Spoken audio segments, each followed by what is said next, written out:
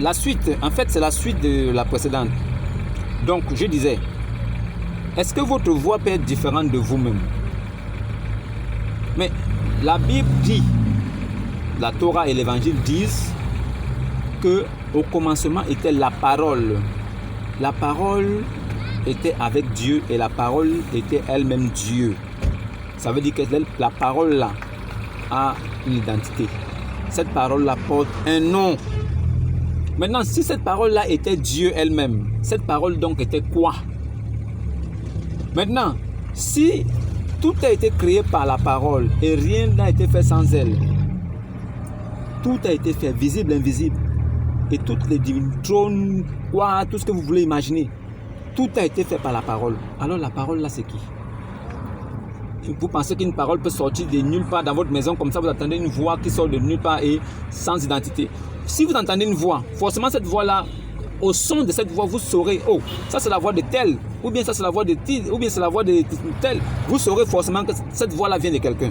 Parce que si vous n'arrivez pas à reconnaître la voix, ça veut dire que la voix est une voix étrangère que vous ne connaissez pas. Donc la parole là, c'était Dieu. La parole est Dieu lui-même. On dit la parole s'est faite chair. Ça veut dire que la parole là ne peut pas exister comme ça. Si cette parole là existe, ça veut dire qu'il y a quelqu'un derrière qui parle. Il y a quelqu'un derrière qui parle. C'est pour ça que vous entendez la parole. Cette voix là se fait entendre parce qu'il y a quelqu'un derrière. C'est comme vous, quand vous parlez, ça veut dire que votre parole vous est devant, mais vous êtes derrière cette parole. Parce qu'il n'y a pas quelqu'un d'autre qui peut être derrière. Jésus-Christ est la parole faite chair. Si Jésus-Christ est la parole faite chair, ça veut dire qu'il est qui alors? Dans le Coran, il est dit là-bas que Marie, la Vierge, Mariam, Allah promet qu'il lui insoufflame. Il dit, nous lui insoufflame notre esprit. Donc, nous là, qui est Allah, qui est Dieu, a un esprit. Maintenant, l'esprit qui est en eux, nous qui dit là, nous là, il a insoufflé cet esprit-là dans le ventre de Marie. Il a donc insoufflé quoi dans le ventre de Marie? Si tu insouffles ton esprit que tu as en toi là, et tu insouffles ça en quelqu'un, ça veut dire que ça veut dire que toi-même tu te mets dans le corps de la personne. C'est ce que ça signifie. Il entend les musulmans dire, oh, la parole, si la parole a été est la première chose que Dieu a créée, ça veut dire que la parole elle-même elle a été créée, ça veut dire que la parole elle-même c'est une création. On dit que la parole a tout créé, tu dis encore que la parole c'est une création. Maintenant si la parole est une création, qui a créé la parole? Qui a créé la parole? La parole a tout créé, non, sur la terre, oui. Oh oui, d'accord. Maintenant, qui a maintenant créé la parole aussi? Vous ne pouvez pas dissocier la parole de quelqu'un. Si on dit que la parole c'est Jésus, ça veut dire que la parole, Jésus qui c'est Dieu. Si on dit que la parole c'est Jésus, si on dit que la parole là c'est Jésus, ça veut dire que Jésus-Christ est Dieu. Ne vous trompez pas. Si on dit que Jésus a été conçu du Saint-Esprit, la paternité de Jésus c'est quoi? Quelle est la paternité de cette parole qu'on a mis dans le ventre de Marie et c'est devenu quelqu'un? Quelle est sa paternité? Donnez-nous la paternité parce que moi j'ai en moi les gènes de ma paternité, de mon père. Oui.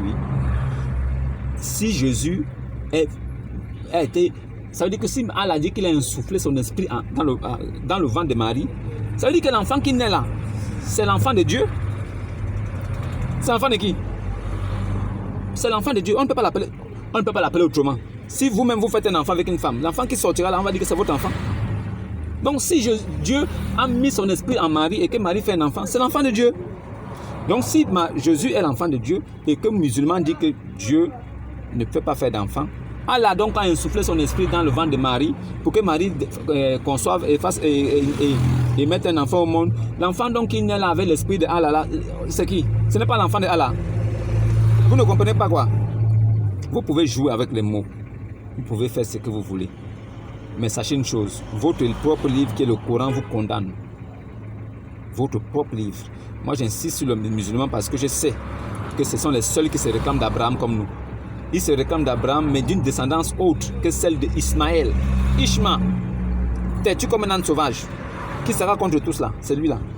Mais nous réclamons de la lignée d'Abraham à travers Isaac, avec qui Dieu a tissé son alliance. Dieu a dit, je tisserai mon alliance avec toi, après toi Isaac. Car c'est de Sarai que te sortira une postérité qui t'est pure. Ça veut dire que Dieu savait que le fruit qui était en Abraham, là, c'est Isaac qui pouvait le porter, pas une autre personne. Et quand Dieu parlait comme ça, Ismaël était déjà né. Ismaël était déjà né. C'est pas comme si on parlait d'Isaac et Ismaël n'était pas né. Ismaël était né. Il écoutait ça avec sa mère, Agar. Agar, l'Égyptienne, écoutait. Voilà pourquoi cette rage est avec eux. Cette colère. Ils veulent à tout prix déformer les Écritures. Ils disent que le livre a été trafiqué. Là, la Bible a été trafiquée. Montrez-moi un seul passage où c'est écrit la Bible. Ah bon? Pourquoi vous montrer un seul passage où c'est écrit la Bible? La Bible s'explique par des révélations. Dieu a dit qu'il rassemblera tous ses livres en un seul. Tous les 66 livres devaient être regroupés en un seul et aucun ne fera défaut. Car c'est sa parole qu'il a dit et personne ne peut changer ça. Ça va s'accomplir. Ça s'accomplit en la Bible. La Bible est l'ensemble de plusieurs livres. Voilà pourquoi nous portons foi à la Bible et les 66 livres. Maintenant, le livre qui vient après, qui dit que c'est descendu du ciel, comme le Coran, même ce livre-là dit que Jésus-Christ, Issa, est parole de vérité. Il est la parole de vérité. Ça veut dire que tout ce qu'il a dit est vrai. Si tout ce que Jésus a dit est vrai, pourquoi vous venez dire que ce qu'il a dit dans la Torah et l'évangile est faux? Pourquoi? Pourquoi Allah dit qu'il a insufflé son esprit à Marie?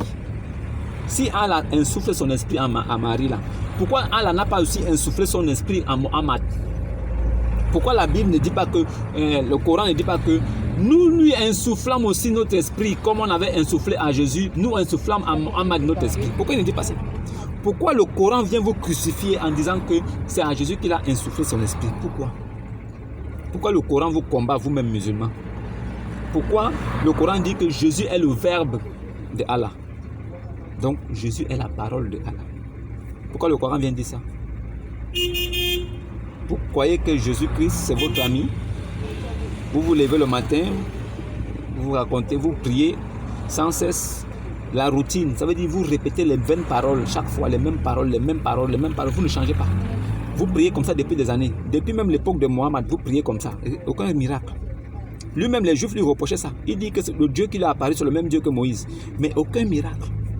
Aucun miracle. Allah n'a rien fait. Depuis que Allah existe jusqu'aujourd'hui, Allah n'a rien fait. Même Mohammed, de son vivant, il n'a rien fait. C'est Mohammed qui combattait pour son Dieu. Quand Moïse a fait sortir son peuple d'Égypte, c'est Dieu qui a combattu Pharaon et ses troupes. C'est Dieu qui a combattu.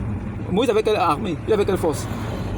Mais quand Mohammed combat sur la terre, la guerre sainte, c'est lui qui prend l'épée avec ses califes qui tue des gens pour dire que la terre et tout ce qui se trouve appartient à Allah. Celui qui n'accepte pas que Allah c'est Dieu, il doit mourir. Et c'est comme ça qu'il tuait des gens. Dieu était où pour faire son combat? Dieu fait le combat de ceux qui sont en lui.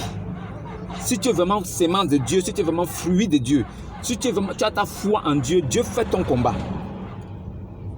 C'est pour ça que Dieu, dans les Saintes Écritures, Dieu a repris quelqu'un, si vous savez bien, si vous lisez votre Bible. Dieu a repris quelqu'un dans le temple, là où ils avaient posé la relique là, qui servait de Dieu, ce qui représentait Dieu. Dieu a repris le collant, quand ça voulait tomber, il a sauté pour attraper, il a peur que ça devait se casser. Dieu l'a repris, Dieu l'a tué tout de suite. C'est pour vous dire, hein, Dieu fait le combat de ses enfants. Ce n'est pas les enfants de Dieu qui font le combat pour lui. Dieu, Jésus-Christ est la parole de Dieu. Ça veut dire que Jésus-Christ est Dieu. Bonne journée dans la paix du Christ.